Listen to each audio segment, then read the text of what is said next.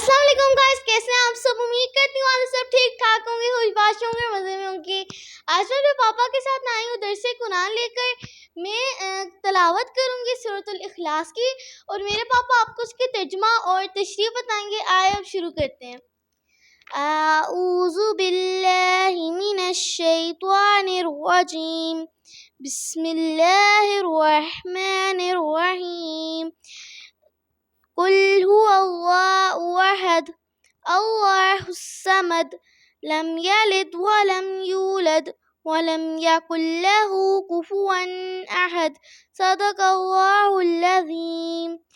तो अब मेरे पापा तर्जुमा बताएंगे और तशरीह। अस्सलाम वालेकुम जी।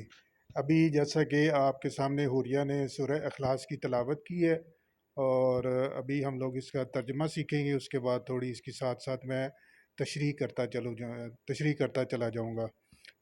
थोड़ा क्योंकि बच्चे भी सुन रहे होते हैं तो मैं बताता चलूँ कि तर्जमा बेसिकली उसका ट्रांसलेशन होती है उर्दू में, यानी कि हम लोग एक अरबी में तिलावत करते हैं तो उर्दू में उसका तर्जमा सीखते हैं।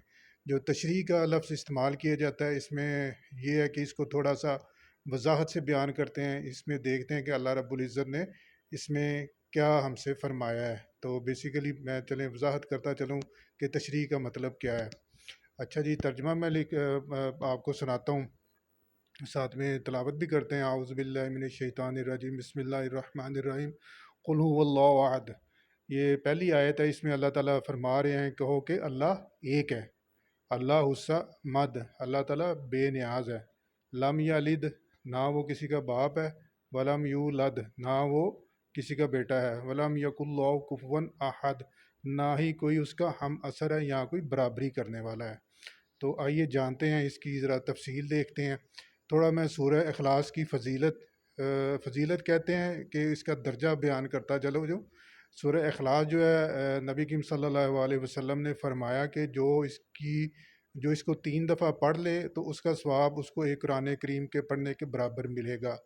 तो बेसिकली हमें चाहिए कि हम लोग इसकी जब भी पढ़ें, इसकी तिलावत करें तो कोशिश करें अगर 3 दफ़ा इसको पढ़ लिया करें। ठीक है। और इसके अलावा जो है एक वाक़या मैं आपके सुनाता चलूँ इसके बारे में, सूरह इखलास के बारे में। एक दफ़ा एक सहाबी जो है ना, नबी करीम सल्लल्लाहु अलैहि वसल्लम के पास आए। उन्होंने बोला कि एक जो सहाबी हैं, जब वो नमाज़ पढ़ाते हैं तो वो हर वक्त जो है ना सूरह इखलास पढ़ते हैं हर नमाज में। क्योंकि ज़ाहिर है हम सूरह फातिहा पढ़ के तो सूरह को साथ मिलाते हैं पढ़ने के लिए। तो वो सहाबी जो थे ना वो सूरह इखलास पढ़ा करते थे हर दफ़ा। तो वो कहते थे कि जी ये छोटी है, इस वजह से ना ये सहाबी जो है ना ये पढ़ते हैं। तो बहरहाल नबी करीम सल्लल्लाहु अलैहि वसल्लम ने उन सहाबी को बुलाया जो हर नमाज में इसको पढ़ा करते थे। तो उन्होंने उनसे पूछा कि आप आप इसको बार बार क्यों पढ़ते हैं। तो उन्होंने फरमाया कि नबी करीम सल्लल्लाहु अलैहि वसल्लम, मुझे इस जो सूरत से ना बहुत ज़्यादा मोहब्बत है, बहुत ज़्यादा प्यार है। ठीक है। तो नबी करीम सल्लल्लाहु अलैहि वसल्लम बहुत खुश हुए उसकी बात सुन के कि ठीक है तुम जो है ना पढ़ लिया करो। तो उन्होंने उनको इजाज़त दे दी। तो यानी कि ये है कि उनके दिल में ना इसके लिए बहुत ज़्यादा मोहब्बत थी इस सूरह के लिए। तो आइए चलते हैं, इसकी थोड़ी ना वजाहत करता हूँ, मैं आपको इसकी तशरीह करके बताता हूँ।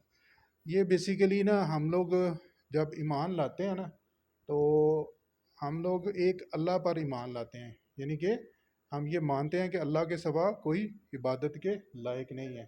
तो बेसिकली ना ये मक्की आयत है। सूरह मक्का में ये आयत नाज़िल हुई थी और इसकी 4 आयात हैं। और इसमें अल्लाह ताला ना अपनी वहदानियत का बता रहे हैं। वहदानियत कहते हैं कि अल्लाह ताला कह रहे हैं कि मेरे अलावा कोई इलाह नहीं है, कोई ऐसा नहीं है जिसकी इबादत की जाए।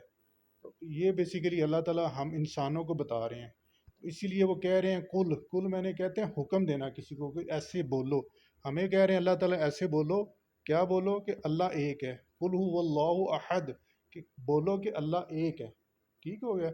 अल्लाह हुस्सा मद, अल्लाह बेनियाज है। यानी कि अब दूसरा वो ये बता रहे हैं अल्लाह ताला कि अगर तुम नहीं भी मानोगे ना इस बात को तो मुझे इस चीज़ की परवाह कोई नहीं है।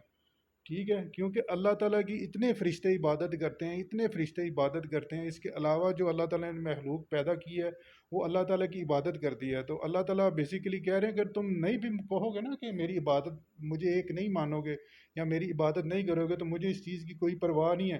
یہ تو اللہ تعالیٰ کہہ رہے ہیں کہ میں تمہاری کامیابی کے لیے تم کو بتا رہا ہوں کہ میری عبادت کرو، کیونکہ میرے علاوہ کوئی عبادت کے لائق نہیں ہے. تو اس لیے اللہ تعالیٰ نے فرمایا اللہ الصمد. اب آگے آتا ہے لم یلد ولم یولد، یعنی کہ اللہ تعالیٰ نہ کسی کا باپ ہے نہ کسی کا بیٹا ہے.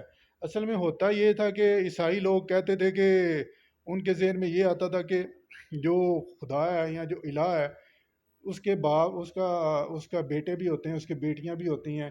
اس لیے جو کافر تھے انہوں نے بڑے بڑے بت جو بنائے ہوتے تھے اس کے مانتے تھے کہ یہ اس کی بیٹے بھی ہیں بیٹیاں بھی ہیں. اس طرح مختلف قسم کے نا لوگوں کے ذہنوں میں رویے پائے جاتے تھے. لوگ سوچتے تھے کہ جی ہمارا جو خدا ہے اس کے باپ ہے، اس کا باپ بھی ہے، اس کے بیٹے بھی ہیں، یعنی کہ اپنی طرح اس کو جانتے تھے کہ یہ بھی ہماری طرح کے کچھ ایسے طاقتور قسم کے ایسی ہستی ہے جو ہمارے خدا ہے. تو اللہ تعالیٰ اس میں فرما رہے ہیں، بتا رہے ہیں کہ اللہ صمد لم یلد ولم یولد، یعنی کہ اللہ تعالیٰ جو ہے نہ کسی کا باپ ہے، یعنی کہ اس کا کوئی بیٹا بیٹی کوئی نہیں ہے، اس کی اولاد کوئی نہیں ہے، اور نہ ہی کسی نے اس کو پیدا کیا ہے. یعنی کہ اللہ تعالیٰ کو کسی نے نہ پیدا کیا ہے نہ اس کی آگے کوئی اولاد ہے. اس طرح کی جو ایک جاہلانہ قسم کے کانسیپٹ تھے معاشرے میں جو عیسائیوں نے پھیلائے ہوئے تھے، جو مشرکین تھے جو بتوں کی پوجا کیا کرتے تھے، تو مختلف قسم کے انہوں نے عقیدے بنائے ہوئے تھے، انہوں نے اپنے یقین بنایا ہوا تھا کہ اس طرح ہمارا خدا اس طرح کا ہوگا. تو اللہ تعالیٰ نے اس تمام جو اس طرح کے عقائد تھے یا اس طرح کی جو باتیں تھیں ان کی نفی کر دی اس آیت کے بعد. ٹھیک ہے، اللہ تعالیٰ نے بڑا کلیئرلی بتا دیا کہ اللہ تعالیٰ نہ کسی کا باپ ہے نہ کسی کا بیٹا ہے. ٹھیک ہے، اب آخری آیت پہ آتے ہیں. آخری آیت یہ تھی کہ اللہ تعالیٰ فرما رہے ہیں نہ ہی کوئی اس کا ہم اثر ہے، یعنی کہ اس کی کوئی برابری نہیں کر سکتا. اب کافر لوگ یا مشرکین لوگ تھے، عیسائی لوگ تھے، وہ حضرت عیسیٰ کو جو اگر عیسائی تھے حضرت عیسیٰ کو مانتے تھے، انہوں نے اس کو ان کی ذات کو اللہ کے برابر کر دیا. ٹھیک ہے، کہ حضرت عیسیٰ کو اپنا خدا مان لیا. کسی نے کسی کو کچھ کو خدا مان لیا، کسی نے کسی کو خدا مان لیا. کوئی سورج کی عبادت کرتا تھا، کوئی چاند کی عبادت کرتا تھا، مطلب مختلف جو جس کو چیز نظر آتی تھی یا جس کو وہ طاقتور سمجھتا تھا اس کی عبادت کرنا لگ جاتا تھا. اب چیز یہ تھی کہ اللہ تعالیٰ کو یہ سخت چیزیں نا ساری ناپسند تھی. دنیا میں جو مختلف قسم کی تقسیم تھی، لوگوں نے مختلف قسم کی باتیں بنائی ہوئی تھی، تو اللہ تعالیٰ نے نبی کریم صلی اللہ علیہ وسلم کے ذریعے ہمارے لیے ہدایت بھیجی قرآن کی صورت میں. اور یہ بڑی ایک اہم صورت ہے جس میں اللہ تعالیٰ نے ہر قسم کے جو جھوٹے قسم کے خدا ہیں ان کو تباہ و برباد کر کے رکھ دیا کہ صرف ایک خدا کی عبادت کرو، نہ اس کا کوئی باپ ہے نہ وہ اس کا بیٹا ہے نہ کوئی اس کے برابر ہے. اور اگر تم ایسا سمجھو گے اس کو کسی کا شریک کرو گے اللہ کی ذات میں تو اللہ تعالیٰ بے نیاز ہے، تم ناکام ہو جاؤ گے. اللہ کو اس سے کوئی مطلب نہیں ہے، لیکن تمہاری ہدایت کے لیے اللہ تعالیٰ نے یہ چیز اتاری ہے. تمہارے لیے ضروری ہے کہ اس کو مانو.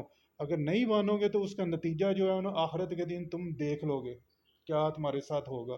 تو جو لوگ اللہ کو ایک مانتے ہیں اس کے بارے میں عقائد جو ہیں وہ بالکل ٹھیک رکھتے ہیں، نہ کسی کو باپ اللہ کا مانتے ہیں نہ کسی کا بیٹا اللہ کا مانتے ہیں، اور نہ یہ سمجھتے ہیں کوئی بھی ذات چاہے کوئی جتنا بھی طاقتور ہے جتنا بھی پیسے والا ہے یا اس کے پاس جو کچھ بھی ہے وہ اللہ کے برابر نہیں ہو سکتا. ٹھیک ہے، تو اس میں اللہ تعالیٰ نے ہمارے لیے بیسیکلی جو ایک رہنمائی رکھی ہے اور یہ آیات نازل فرمائی سورہ اخلاص میں ہماری رہنمائی کے لیے. تو بیسیکلی اس کو توحید بھی کہتے ہیں کہ اللہ تعالیٰ نے اپنی وحدانیت کا ذکر کیا، اس کو کہتے ہیں توحید بھی. یہ ہمارے ایمان کا حصہ ہے. جس طرح آگے اللہ تعالیٰ نے آیات میں نبی کریم صلی اللہ علیہ وسلم کا اور دوسرے انبیاء کا ذکر کیا، وہ رسالت کے متعلق آیات کہلاتی ہیں. تو یہ آیات جو ہیں یہ بیسیکلی توحید کے متعلق ہیں. تو اللہ تعالیٰ سے دعا ہے کہ وہ ہم سب کا جو عقیدہ ہے توحید کے بارے میں وہ ٹھیک کرے، اور جس کو اگر کسی قسم کے ذہن میں کوئی اس کے ڈاؤٹ ہے یا کوئی شک ہے تو وہ ان آیات کو پڑھے تو وہ دور ہو جائے گا. ٹھیک ہو گیا. اس کے بارے میں آپ کے ذہن میں کوئی سوال آتا ہے تو وہ آپ پوچھ سکتی ہیں. کہ جو کل ہوتا ہے اس کا آپ نے میننگ بتایا کہو کہ ہاں جی، اللہ تعالیٰ آرڈر دے رہے ہیں کہ آپ سب کو یہ کہنا چاہیے. ہاں جی، ٹھیک اور ہو. جو بت ہوتے ہیں وہ کس چیز سے بنتے ہیں مطلب؟ وہ تو پتھر سے بنتے تھے اس وقت جو کافر تھے. جس طرح ہم لوگ ہندوؤں کو دیکھتے ہیں وہ پتھروں سے بت بنا کے ان کی پوجا کرتے تھے، یہ کافروں کی جو ہے نا مشرکین کی بیسیکلی یہ وہ ان کو کہتے تھے یہ اللہ کے باپ ہیں، بیٹے ہیں، یا اس طرح کی چیزیں ان کو مانتے تھے. کافر وہ ہوتے ہیں نا جو اللہ کو نہیں مانتے. کافر کا جو ہوتا ہے نا وہ اللہ کا انکار کرتے ہیں، ٹھیک ہو گیا.